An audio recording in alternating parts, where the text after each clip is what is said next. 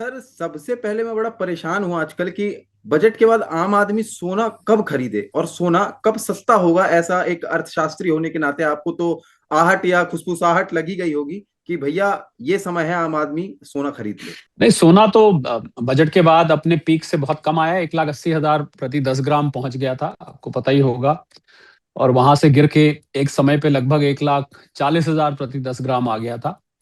अब इस समय जब हम बात कर रहे हैं, आपका वीडियो शायद थोड़ी बहुत देर में लाइव हो जाए या एक आध दिन में लाइव हो। इस समय जब हम बात कर रहे हैं तो 1,60,000 के आसपास, 55-60 हजार के बीच में चल रहा है। तो सोना कब खरीदें? तो जब खरीदे जब कीमत कम आए। आई थिंक आपके बात की सीधा रिप्लाई तो ये है। पर सोने में ये सच है कि इतनी उठापटक हो रही है, इतनी वॉलेटिलिटी बनी हुई है, ऊपर नीचे। $5602 अपने पीक पे पहुंचा। मैं प्रति आउंस कॉमेक्स की प्राइस की बात कर रहा हूं, जब 1,80,000 दिरहम, 1,80,000 प्रति 10 ग्राम से भी ज्यादा पहुंच गया था। उसके बाद गिर के, जैसा मैंने कहा, कि नीचे आया। तो इतनी उठापटक चलने का कारण हम जान लेते हैं। कुछ एक कारण है, क्योंकि आपका सवाल इसी के इर्द गिर्द है। पहला कारण है कि इसमें सट्टेबाजी अमेरिका में बहुत बेसाब हो रही है। और अमेरिका में क्या, बाकी देशों में भी अब इसमें सट्टेबाजी बहुत बड़ी मात्रा में शुरू हो गई। तो जब किसी चीज में स्पेकुलेशन, जिसको हम कहते हैं, वो ज्यादा हो जाती है, तो उसकी प्राइस बहुत वॉलेटाइल हो जाती है। और वॉलेटाइल प्राइस कभी ऊपर कभी नीचे, जब सटोरिये खरीदते हैं तो एकदम बढ़ जाता है।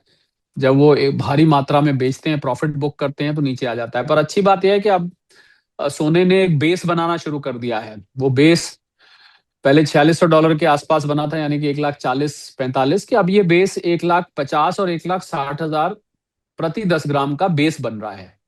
और जो अंतर्राष्ट्रीय परिस्थितियां इस समय बनी हुई हैं, क्योंकि सोना और चांदी की कीमतें ऊपर और नीचे अंतर्राष्ट्रीय परिस्थितियों के कारण जाती हैं। जियो पॉलिटिकल टेंशन जब दुनिया में बढ़ती है, अभी जैसे ईरान का संकट अभी भी बना हुआ है, ईरान और अमेरिका की बातचीत चल रही है, कोई खास बातचीत का रिजल्ट नहीं आया है। कोई पॉजिटिव स्टेटमेंट निकल के आ जाती है तो कीमत नीचे आ जाती है। जब कोई उम्मीद नहीं दिखाई देती संधि की, और ईरान पर हमले के बादल मंडरा रहे हैं, जब ऐसा लगता है कि अब तो ये हमला होके रहेगा, तो फिर कीमत ऊपर चढ़ जाती है। रशिया यूक्रेन का युद्ध और घमासान हो चला है। कीव और खार्किव पर उनके एनर्जी सोर्सेस रशिया ने डिस्ट्रॉय कर दिए हैं। वहां पर -20 तक टेम्परेचर है, और ऐसे में वो सर्दी में उनके पास गैस नहीं है, एनर्जी नहीं है, तो वहाँ हालत खराब है। तो कुल मिला के जियोपॉलिटिकल टेंशंस भी बहुत ऊपर नीचे हो रही हैं। इसी प्रकार आर्थिक टेंशंस हम देखें तो अमेरिका और चाइना की एक डील होने जा रही थी, जिसके लिए राष्ट्रपति ट्रंप ने अप्रैल में चाइना जाना था। चाइना से बयान आया कि हम राष्ट्रपति ट्रंप को नहीं आने देंगे, हमें ये मीटिंग नहीं करनी, क्योंकि अमेरिका ताइवान के सपोर्ट में खड़ा हो जाता है समय समय पर। तो इसको लेके जो कीमतें $4,600 तक पहुंच गई थी, यानी कि 1,40,000 तक पहुंच गई थी, वापस वो उठ के 1,60,000 दिरहम तक आ गई। तो कुल मिला के बात करें हम, तो 1,00,000 स्पेकुलेशन, जियो पोलिटिकल टेंशन, जियो इकोनॉमिक टेंशन, ये सब मिलकर सोने और चांदी की कीमतों को ऊपर नीचे करती हैं। और सट्टेबाजी चांदी में तो और ज्यादा होती है। चांदी की बात करें तो चांदी में और ज्यादा सट्टेबाजी होती है। तो इसलिए जो निवेशक हैं, वैसे तो उनको सलाह अपने इन्वेस्टमेंट एडवाइजर, अपने फाइनेंशियल एडवाइजर से पूछ के लेनी चाहिए। निवेश की सलाह बहुत ही व्यक्तिगत होती है, बहुत सारी चीजें देखी जाती हैं। हम और आप जो बात कर रहे हैं वो एक न्यूज एनालिसिस है।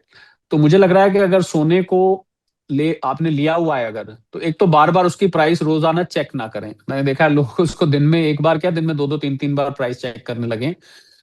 तो क्या होता है, जब आप बार बार चेक करते हैं तो दो बातें होंगी, या मैं यूं कहूं चलिए तीन बातें होंगी। एक तो जिस प्राइस पे आपने लिया था उससे ऊपर चल रहा है, तो आपका बार बार मुनाफा बुक करने का मन करेगा। और अगर उससे नीचे चल रहा है तो आपको टेंशन होगी कि भाई ये तो जो है मैंने इतने पे लिया था, अब ये नीचे आ गया है, घाटे में आ गया है ये। फिर आप उसको फिर बेचने का मन करेगा, लॉस बुक कर लेंगे आप कभी ना कभी, और आप निराश हो जाएंगे। तीसरी बात ये होगी कि जिस प्राइस पे आपने लिया है, हो सकता है वहीं घूम रहा हो। तो आप कहेंगे भाई क्या बढ़ तो रहा नहीं, पहले तो इतना बढ़ रहा था, हमने लिया तब से रुक गया है। तो मुझे लगता है जो बार बार कीमतें चेक करना है लेके, ये ठीक नहीं है। ये एक शॉर्ट टर्म इन्वेस्टर की या ट्रेडर की पहचान है। अगर आप सोने को लेके लंबे वक्त के लिए ले रहे हैं, सोने के साथ सोना है, पहला सोना सोना है, दूसरा सोना नींद वाला सोना है। तो सोने के साथ सो जाना है, यानी कि आपको इसको कम से कम 2 से 5 साल के लिए इसको लेके आराम से रखिए, निवेशक बनिए, निवेश करके रखिए। ये एक सेफ्टी हेज है। ये रिस्क में आपकी मदद करेगा। जब बाकी सब एसेट क्लासेस नीचे जाने लगेंगी, उस समय सोना आपको एक अच्छे रिटर्न जनरेट कर सकता है। चांदी बहुत चंचल है, चांदी के बारे में मैं ज्यादा कमेंट नहीं करना चाहूंगा। और मैं उन लोगों में हूं जो कि सोने और चांदी की कोई कीमत प्रिडिक्ट नहीं करते हैं। आपने सुना होगा सोशल मीडिया पे, देखिए सोना 5 लाख, 3 लाख, चांदी इतने लाख उतने लाख। जेपी मॉर्गन ने कहा इस साल के अंदर सोना 7 लाख। हो सकता है जो लोगों ने टारगेट दिए हो सकता है अचीव हो जाए, पर सच ये है कि सोने और चांदी की कीमतें खबरों पर आधारित हैं। अब खबर, आप तो खुद जर्नलिस्ट हैं, खबर कब क्या आने वाली है, अगले क्षण क्या खबर आने वाली है, अगले घंटे क्या खबर आने वाली है, ये किसी भी व्यक्ति के बारे में प्रेडिक्ट करना कठिन है। तो जब खबरों का प्रेडिक्ट करना कठिन है, तो हम सोने और चांदी की कीमत इस साल के अंत में इतनी होगी, 6 महीने बाद इतनी होगी, 2 महीने बाद इतनी होगी, 2 साल बाद इतनी होगी, मुझे लगता है ऐसी ऐसी भविष्यवाणियां करना और एक कीमत डालना ठीक नहीं है। हाँ, आप ये जरूर कर सकते हैं कि आप ये पता लगा सकते हैं कि क्या ये कीमतें ऊपर जाएंगी या नीचे जाएंगी, और वो किस आधार पर पता लगाएंगे। ये जो फैक्टर्स है, जियो इकोनॉमिक फैक्टर्स हैं, जियो पॉलिटिकल फैक्टर्स हैं, सट्टेबाजी कितनी हो रही है, और ये ज्यादातर फैक्टर्स अंतरराष्ट्रीय हैं। ये खबरें आपको भारत की खबरों की, जो 100 खबरें भारत की फटाफट चलती हैं टीवी पर अन्य जगह, उसमें आपको ये खबरें नहीं मिलेंगी।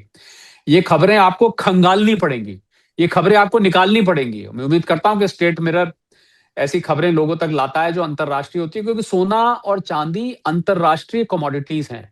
भारत में केवल 1% सोना होता है। अगर हम 100% यूज करते हैं तो 99% हम बाहर से मंगाते हैं। पूरी चांस है कि आपने जो अंगूठी चेन पहन रखी है वो विदेशी है, उसमें जो सोना लगा हुआ है भारत का नहीं है वो। तो जब ये धातु विदेशी है, जब ये धातु भारत से बाहर ज्यादा पाई जाती है, तो हम इसमें भारत की खबरों को हम करते रहे कि देश, इंडिया ने यूएस से ट्रेड डील कर ली तो सोना बढ़ने लगेगा घटने लगेगा, इसका कोई मतलब नहीं है। थोड़ा बहुत रुपए कमजोर होने से सोने की कीमत पे फर्क पड़ता है। धनतेरस हो गया, अक्षय तृतीया हो गया, शादियों का सीजन हो गया, इससे सोने पे कोई फर्क नहीं पड़ता। 100, 200, 500 रुपए का फर्क को मैं ज्यादा फर्क नहीं मानता हूं। तो आप उन खबरों पे नजर रखिए। अगर आप सोने और चांदी की कीमतों को खुद ही प्रेडिक्ट करना चाहते हैं, बगैर किसी ज्योतिषी के, बगैर किसी आर्थिक विश्लेषक के, बगैर किसी फाइनेंस एक्सपर्ट के, आप खुद ही उसका विश्लेषण कर सकते हैं।